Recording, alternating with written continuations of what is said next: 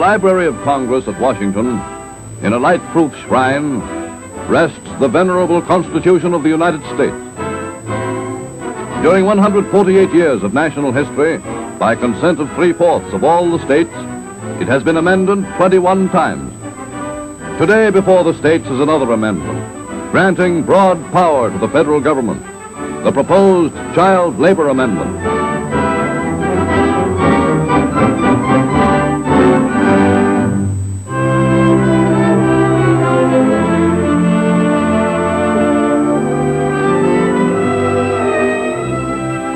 Originally submitted to the nation under President Coolidge in 1924, the Child Labor Amendment was ratified by only 5 states, rejected by 37 in 4 years.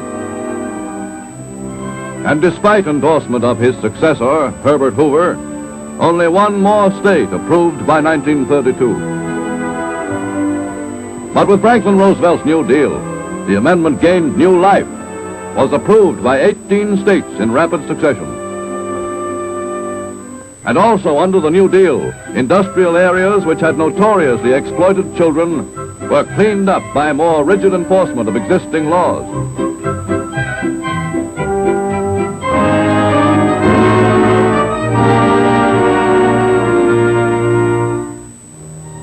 In most states today, even existing laws fail to safeguard children from dangerous work, which every year kills 1,000 U.S. youngsters. And in agricultural areas, where state laws are seldom enforced, 500,000 children are working as low-paid day laborers. Youthful turpentine tappers in the South are paid less than 40 cents a day. Even worse are city sweatshops, where tenement children as young as 5 work 14 hours a day for as little as 3 cents an hour, despite the most vigilant state inspection. Nowhere is there any law to prevent children from helping parents who, hired to do piecework, are so poorly paid that the whole family must work to eke out a living. This year, with the ranks of child workers increasing 150%, President Roosevelt urges immediate ratification of the long-pending amendment.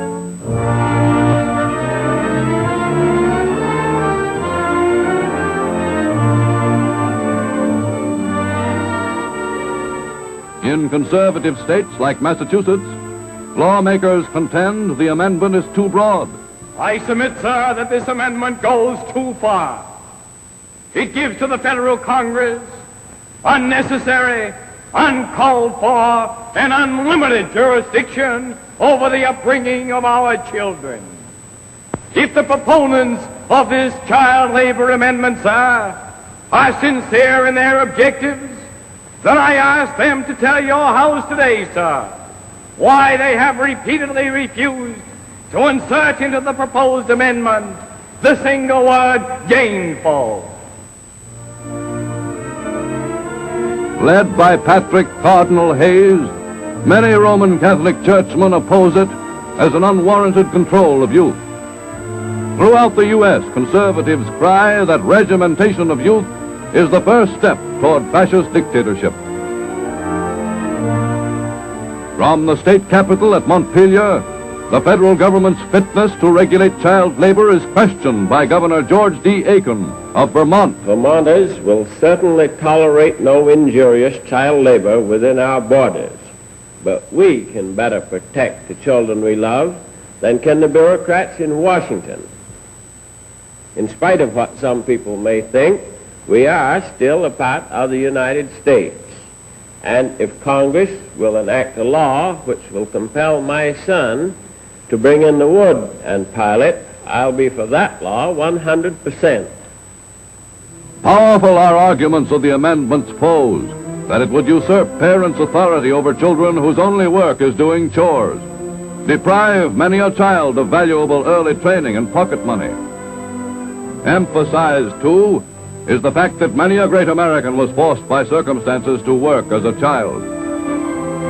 This year, when amendment foes brand it youth control, out to campaign for it goes the president's eldest son, James, who regarded the amendment as unnecessary under NRA. Let us define the issue. The real point is whether a state can be free to protect its children by adequate laws without allowing its industries to be subjected to cutthroat competition from those less humane states which allow exploitation of children for profit. Therefore, I come before you publicly now to urge the ratification of the Child Labor Amendment.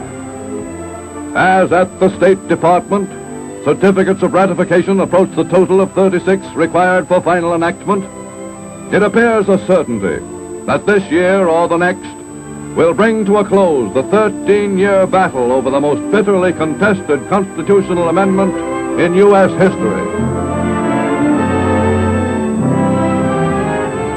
Time marches on.